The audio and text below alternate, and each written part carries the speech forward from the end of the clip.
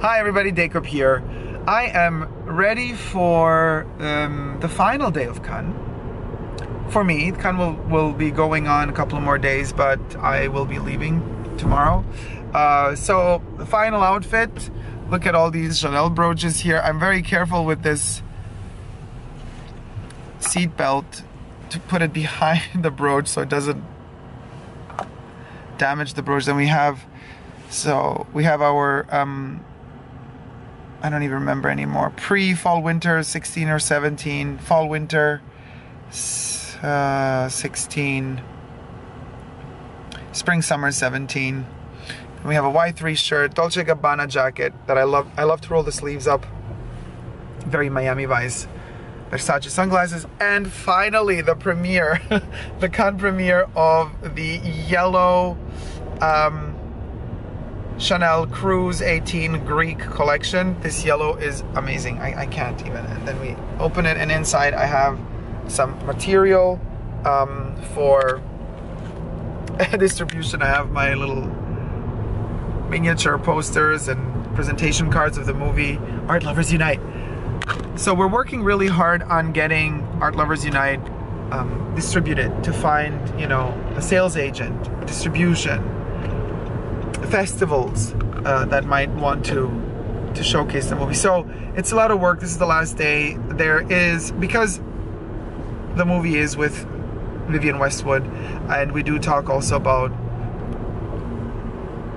her life, or her interests, and the love that she has for art as well as mine.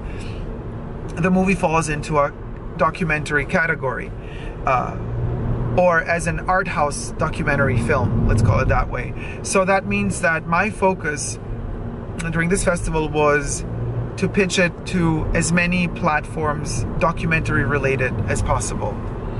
So today is a special day because it is the highlight of the documentary section of the festival. So there will be an event, a party, cocktail, drinks, meetings, get-togethers, lectures. So there's a lot to be done in terms also of mingling with people. So I'm really looking forward to that, and to getting the opportunity to pitch the movie one last time before Cannes ends.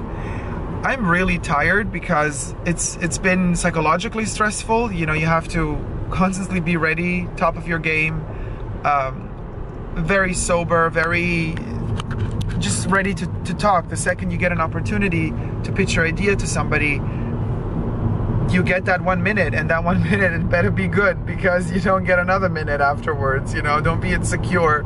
You got to know exactly what you're talking about. And thanks to YouTube, I've had a lot of, you know, exercise time, talking and being precise about what I have to say.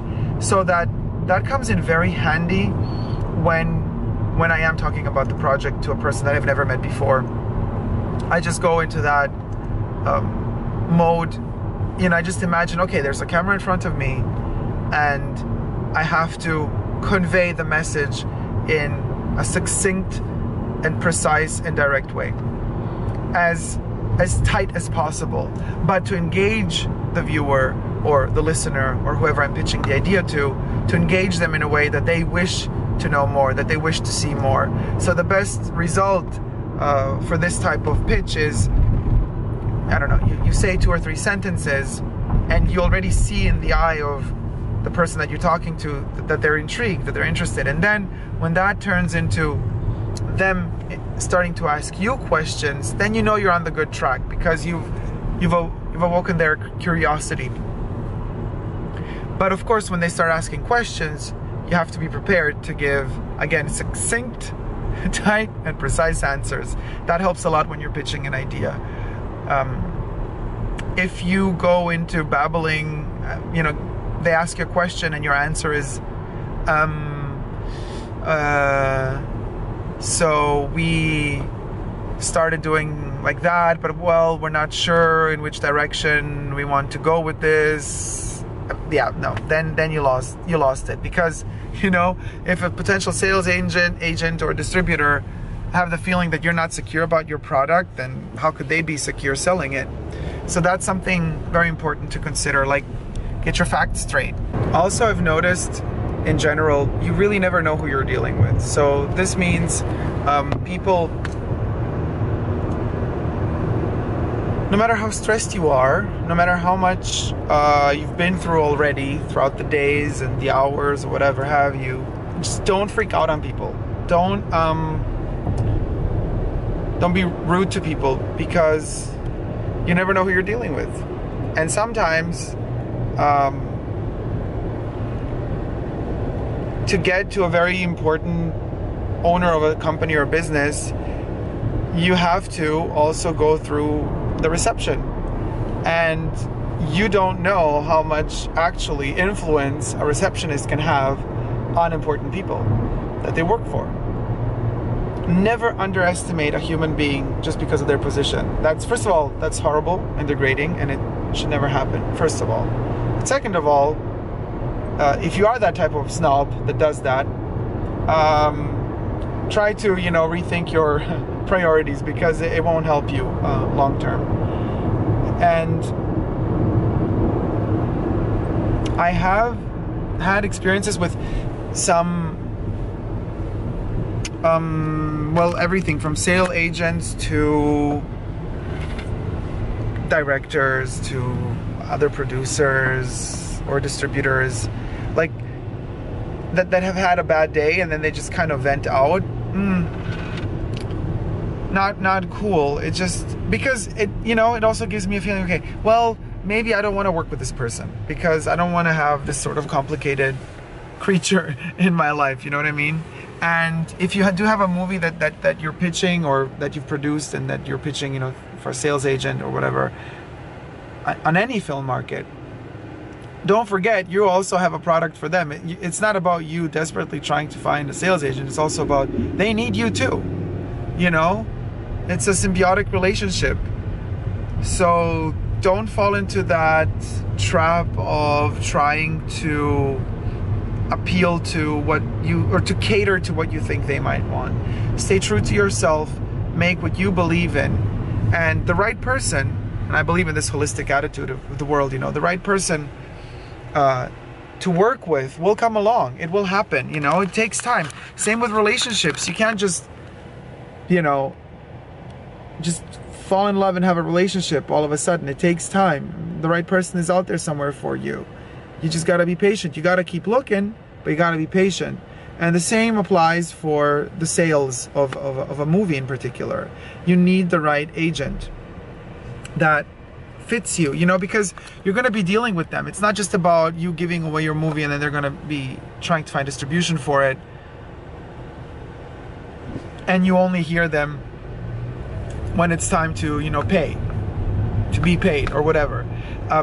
You also need to be able to communicate with these people. You need to tell them what your priorities are. You need to know that they are there to understand also what your needs are for this movie, how you want the movie to be pitched, to be represented, what sort of things are maybe even no-goes in terms of how the posters would be designed, or, you know, this sort of communication is best, of course, kept professional, but also when on a human level you have a good connection to the person you're working with, that helps a lot, I think, in terms of future. Because if the movie has potential to sell, you know, it can keep selling for years and years and years, and then you got to be in touch with that person for years and years and years. So it's best to be in touch with a person that actually has your similar interests, or just similar vibes, similar energy flow, like you do. I'm not the type of person that's often in a great dandy mood. I have my, you know, my moments when I'm not in a good mood, and when I'm in a dark place, and then I have my moments when I'm in a light place. And because I know that, I'm personally also fine with working with people that also have, I'm not talking about mood swings, I'm talking about people that understand not just pleasure and lightheartedness, but also pain. I think, to me, that's personally very important. Everybody has other priorities. I like to keep it professional. If a sales agent is also just like, okay, here you go, these are the numbers, these are the facts, we can do this, we can do that, what do you think? I'm fine with that too, as long as they keep the discourse and the conversation going. You know, they shouldn't be just saying, okay, you have to do that, you have to do that. we got to talk about it, you know what I mean? Like certain things are practical in order to sell a movie, but other things just come out of a mood, and that's, I don't like that. I don't know. I have had sales agents ask like, oh, the Vivienne Westwood movie, is it, the Vivienne Westwood movie that we're trying to sell now, is it going to have a lot of flashbacks or extra video clips about how Vivienne Westwood creates her fashion, her in the atelier, the past, you know, like educational in terms of a person that doesn't know who Vivienne Westwood is? And then I say no. This is not about a person who doesn't know who Vivienne Westwood is. This is about a person who loves art and who loves to see generations come together, my generation and her generation in this case. And for people that also already know her, it's a wonderful document because it shows her in a light that no other film ever did, ever before, because she's so relaxed and so comfortable. She feels so comfortable in this movie that you don't get to see her that way, ever. So it's in fact a view of a human being, not of a famous person.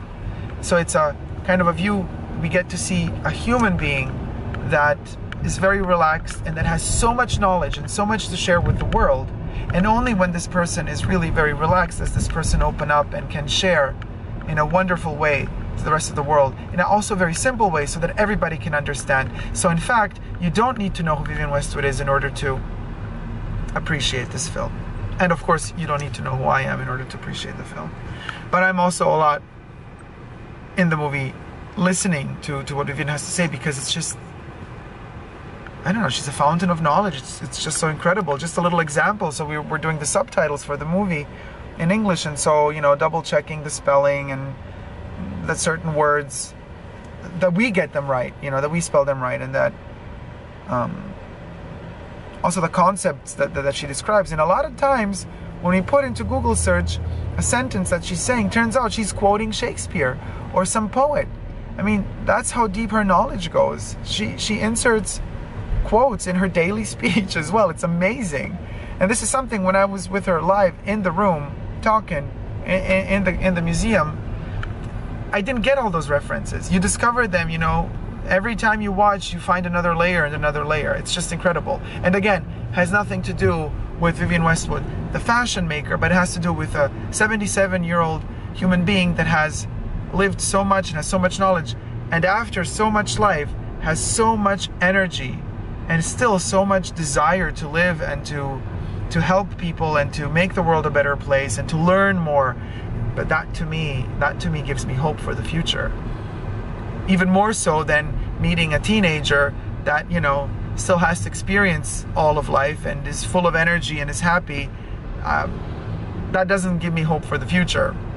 But seeing a person much older than me being so positive and energetic, that gives me hope for the future, because that kind of makes me think, okay, wow, I could also one day, hopefully, if I ever make it that far, be that enthusiastic about life.